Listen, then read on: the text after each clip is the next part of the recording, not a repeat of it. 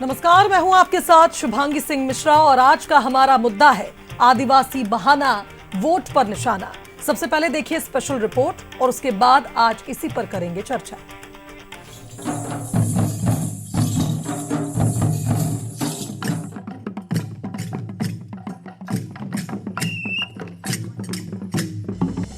आदिवासी जल, जंगल और जमीन के रक्षक। जितनी चर्चाएं समाज की संस्कृति और परंपरा की है, उतनी ही सियासत में भी। जब छत्तीसगढ़ की राजनीति में आदिवासी की बात हो तो ये मसला और संवेदनशील हो जाता है। यही वजह है कि 9 अगस्त को विश्व आदिवासी दिवस से पहले आदिवासी सियासत का सेंटर पॉइंट बने हैं। आदिवासी का हितैषी कौन? छत्तीसगढ़ में आदिवासी दिवस की नई धूम। 9 अगस्त को मनाया जाता है विश्व आदिवासी दिवस। बेहतर काम करने वालों का होता है सम्मान। पिछली बार कांग्रेस सरकार में होता था भव्य आयोजन। इस बार राज्य में नहीं दिख रही तैयारियां। छत्तीसगढ़ में रहते हैं सबसे ज्यादा आदिवासी। प्रदेश के मुखिया का भी इसी समाज से है ताल्लुक। आदिवासी दिवस की तैयारी ना होने पर कांग्रेस बीजेपी सरकार को घेर रही है। दीपक बैज का कहना है कि आदिवासी कोटे से मुख्यमंत्री होते हुए भी जश्न न मनाना दुर्भाग्यपूर्ण है। तो डिप्टी सीएम विजय शर्मा विपक्ष को मुद्दा विहीन बताकर हमलावर हैं। अब लगभग 2 साल पूरे होने जा रहे हैं। 2 से 3 मंत्री बना नहीं पा रहे हैं और दूसरे के ऊपर उंगली उठा रहे हैं। देखिए, हमारे संगठन में कहीं काम रुका है क्या? कहीं भी नहीं रुका हुआ है, बल्कि हम तो संगठन को और मजबूती की ओर बढ़ रहे हैं। और संगठन इतनी ज़्यादा अभी 2 महीने में हम मजबूत करेंगे ताकि हम आने वाले 2028 के चुनाव में मजबूती के साथ जा सके। इसलिए पहले दूसरे के यहाँ उंगली उठाने से पहले खुद के गिरेबान में झाँक के देखे तो मैं समझता हूँ ज़्यादा बेहतर। नहीं, उनके पास कहने का कुछ है नहीं। मुख्यमंत्री जी स्वयं जिस समाज से हैं, उस समाज के बारे में अगर ये कहें तो कांग्रेस ने तो बनाया था एक व्यक्ति को आदिवासी कह करके मुख्यमंत्री प्रदेश का, कोई नहीं माने, आखिरी तक नहीं माने। तो मेरा कहना इसमें यह है कि इस तरह की नहीं का राजनीति करनी चाहिए। समाज खुश है नहीं खुश है वो चुनाव में पता चल जाएगा। बहरहाल आप एक अच्छे विपक्ष की भूमिका निभा सकते हैं तो निभाना चाहिए। दुनिया भर में आदिवासियों के मानवाधिकारों की रक्षा और उनके अधिकारों को बढ़ावा देने 9 अगस्त को विश्व आदिवासी दिवस मनाया जाता है। इस बार इसी तारीख को रक्षाबंधन भी है, लिहाजा आयोजन को लेकर सस्पेंस बना हुआ है। ऐसे में आदिवासी दिवस मनेगा या नहीं, ये तो वक्त बताएगा। फिलहाल आदिवासियों के बहाने वोट पर निशाने लगने शुरू हो चुके हैं। तो देखिए, आदिवासी दिवस से पहले ही गढ़ में सियासी तकरार शुरू हो गई है, लेकिन बंसल न्यूज के भी इस पर कुछ सुलगते सवाल हैं। पहला सवाल तो यही कि क्या छत्तीसगढ़ में इस बार आदिवासी दिवस पर कार्यक्रम हो पाएगा? दूसरा बड़ा सवाल कि क्या बीजेपी कांग्रेस आदिवासी दिवस के बहाने वोट बैंक साधने में जुटे हैं? और क्या कांग्रेस अपने कार्यकाल के बहाने बीजेपी पर निशाना साध रही है? आज इन्हीं सवालों के इर्द गिर्द रहेगी हमारी चर्चा। सबसे पहले मिलिए हमारे आज के मेहमानों से।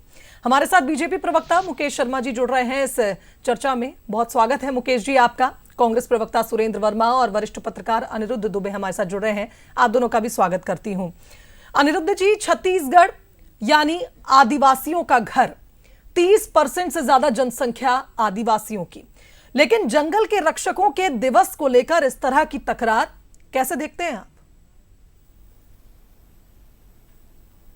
देखिए, क्या है कि छत्तीसगढ़ राज्य जो बना तो उसमें एक बहुत बड़ा फैक्टर आदिवासी भी था। और अजीत जोगी जो है आदिवासी के आधार पर ही मुख्यमंत्री बने थे। उस समय तक यही माना जा रहा था कि आदिवासी हैं। बाद में फिर जो है उनके जाति को लेकर जो है बहुत सारे सवाल खड़े हुए और उस पर बहुत जांच हुई।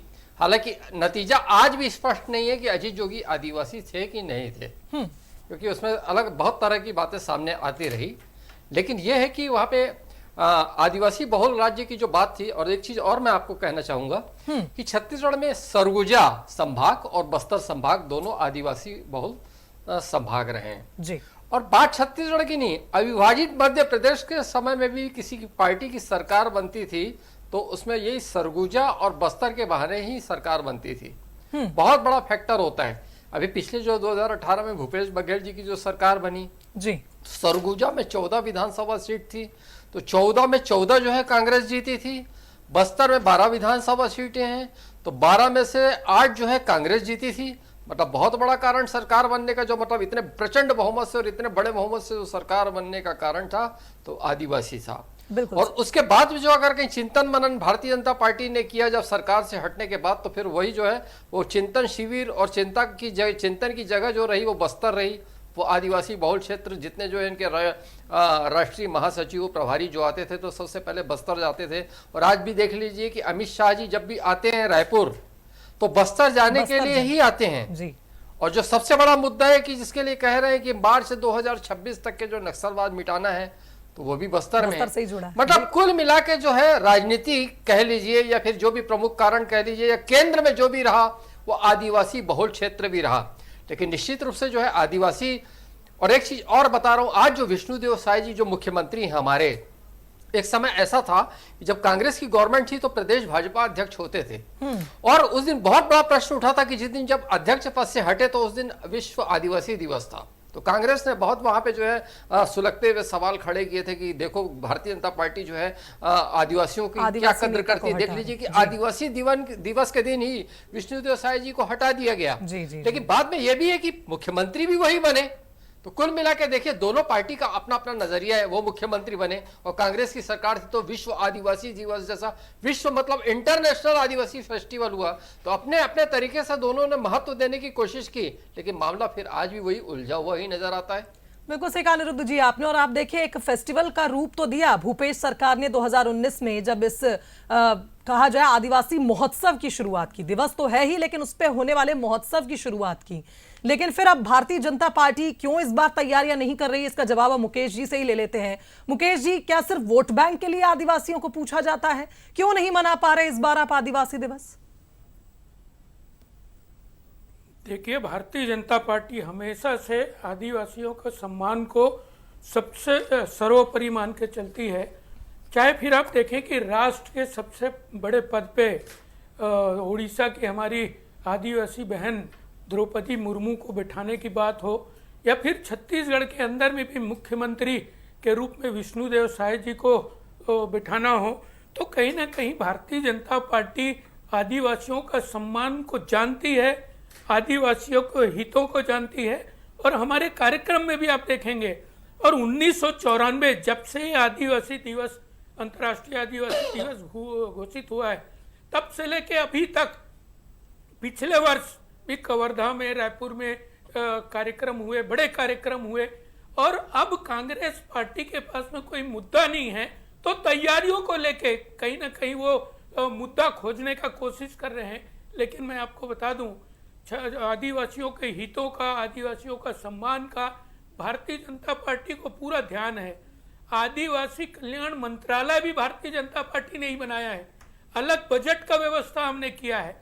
तो लगातार आदिवासियों के हितों की रक्षा करने का काम भारतीय जनता पार्टी ने किया है, और उनका आशीर्वाद। बिल्कुल शर्मा जी, मैंने इस बात को माना कि आदिवासियों के हितों में बीजेपी काम कर रही है, लेकिन फिर सवाल यही है कि छत्तीसगढ़ के आदिवासी किसी पार्टी के तो है नहीं, ये जितने कांग्रेसियों के हैं उतने ही बीजेपी वालों के हैं। तो ऐसे में अगर कोई परंपरा भूपेश सरकार के दौरान शुरू हुई, तो क्या साय सरकार के दौरान वो दिवस नहीं मनाया जाएगा? सवाल मेरा बस इतना सा है। देखिए कांग्रेस क्या परंपरा चलाती है, उस परंपरा को मानना कोई आवश्यक नहीं है।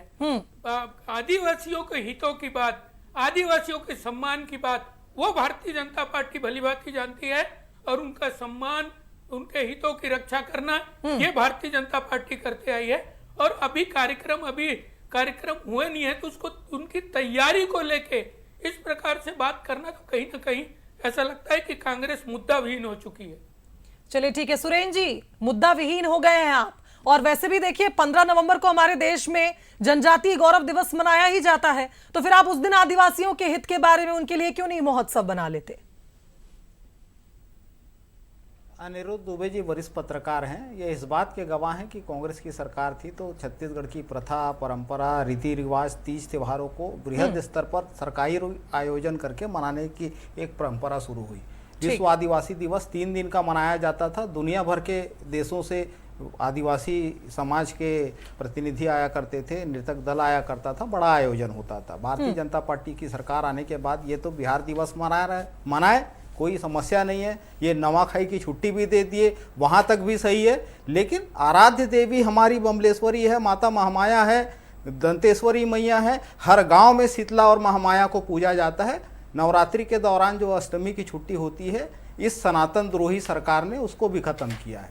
देखिए आदिवासियों से कितनी हिकारत है इनको। एक व्यक्ति को मुखौटा बनाकर आप उस वर्ग का हित नहीं कर सकते। मोदी सरकार आने के बाद इस देश में पहली बार वन अधिकार अधिनियम में आदिवासी विरोधी संशोधन किए गए। ये सरकार को आए लगभग 2.25 साल हो गए, एक भी वन अधिकार पट्टा ये जारी किए हो तो बताएं। भूपेश बघेल सरकार ने 7.5 लाख एकल वन अधिकार पट्टा और 80,000 से ज्यादा सामूहिक पट्टे बांटे थे, जिसको इन्होंने निरस्त किया। तमनार में जो जंगल काटे गए वो 75 हेक्टेयर जमीन सार्वजनिक पट्टे की थी, जिसको इस सरकार ने बिना ग्राम सभा की एनओसी लिए। 5वीं अनुसूची का क्षेत्र है, 42% हमारे यहाँ वन भूमि है और 32% आबादी जनजाति की है। ये मुखौटे एक और महत्वपूर्ण बात आपसे करना चाहता हूं कि किस तरह से ये सरकार काम कर रही है और कैसे मुख्यमंत्री जी की मजबूरी है। ये वीडियो अभी सोशल मीडिया में बहुत तेजी से वायरल हो रहे हैं। मुख्यमंत्री जी से ये पूछा गया कि जो आप तमनार में जंगल कटवा रहे हैं, जो 5 कोल ब्लॉक जिसमें एमडीपी अडानी को है, 1742 हेक्टेयर जमीन, जहां 6 लाख से ज्यादा पेड़ काटने की आपने अनुमति दी है, तो इस प्रदेश को अडानीगढ़ बनाने की क्या मजबूरी है? मुख्यमंत्री जी का जवाब था कि एक प्राइवेट इंस्टीट्यूशन में शिक्षा व्यवस्था अच्छी हो रही है। तो ये तो इनका असलियत है। जो कोदो कुटकी रागी की खरीदी बंद होती थी वो बंद कर दिए, जो वनोपजों की प्रोसेसिंग होती थी वो बंद कर दिए, जो आदिवासियों के संग्रहित वनोपज को बेचने के लिए सीमार्ट खोले जाते थे, आज सरगुजा में देखिए जाके शराब दुकान खोलिए यह सरकार। जिस तरह से तेंदुपत्ता संग्राहकों का बीमा योजना ये खत्म किए, नो गो एरिया में कमर्शियल माइनिंग अडानी के मुनाफे के लिए ये चालू किए, जिस तरह से पेशा कानून के प्रावधानों को ये बेरहमी से कुचल रहे हैं। मुकेश जी जवाब देंगे आपके सवालों का। सुरेंद्र जी आज वक्त थोड़ा कम है मेरे पास, जा सकता है तो विश्व आदिवासी दिवस हमारी बात अधूरी रह जाएगी। इनको वर्मा जी हमारी बात अधूरी रह जाएगी, मुकेश जी से जवाब तो ले दीजिए। जी मुकेश जी जवाब दीजिए, क्यों जंगलों में कटाई हो रही है आदिवासियों के हक में? अगर आप ये दुनिया भर का आंकड़ा दे रहे हैं। कहीं ना कहीं छत्तीसगढ़ की जनता, छत्तीसगढ़ के आदिवासियों का विश्वास कांग्रेस पार्टी से उठ चुका है। आप चाहे विधानसभा का रिपोर्ट देखिए, विधानसभा का रिजल्ट देखिए, उसके बाद लोकसभा का रिजल्ट देखिए, नगरीय निकाय का रिजल्ट देखिए, पंचायत का रिजल्ट देखिए।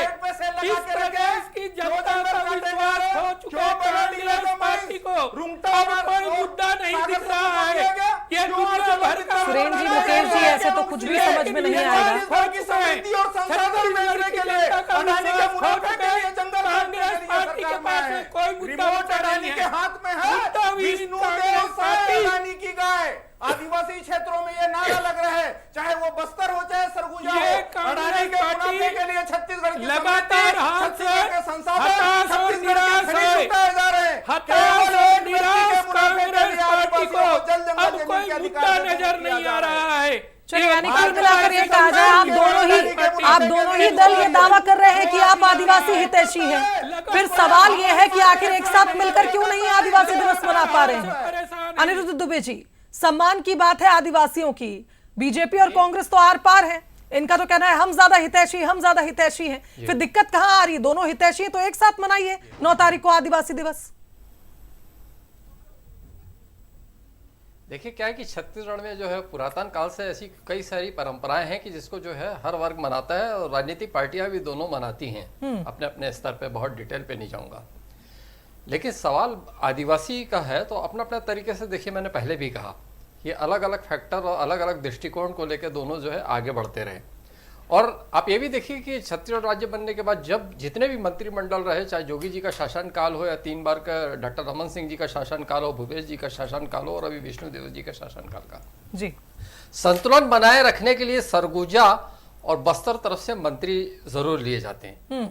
ये जरूर पहली बार हुआ कि सरगुजा से तो खैर ठीक है कि रामविचार नेताम जी हैं और खुद मुख्यमंत्री विष्णुदेव साय जी हैं, लेकिन अभी बस्तर से एक बहुत बड़ा प्रश्न चिन्ह ये अभी लगा हुआ कि वहां से केवल एक ही केदार कश्यप जी हैं जी। तो आज तक के होता ये आता था कि बस्तर से 2 या 3 मंत्री हुआ करते थे जी। तो कहीं कहीं पे कुछ कुछ जो है अलग अलग कोण से राजनीतिक चर्चाएं होते रहती है, लेकिन बात यह है कि विश्व आदिवासी दिवस का जो कि आपका सवाल है, तो निश्चित रूप से देखिए क्या है कि अभी 2 दिन बचे हैं और संयोग से राखी का त्योहार उस समय पड़ रहा है जी, उसी तो गुंजाइश तो अभी 1 दिन तो अभी बचा हुआ है जी। हो सकता है कि कोई सरकार का कोई बड़ा निर्णय सामने आ जाए जी। लेकिन हाँ निश्चित रूप से भूपेश बघेल जी की सरकार जिस समय था तो मैं कवरेज के लिए भी गया था।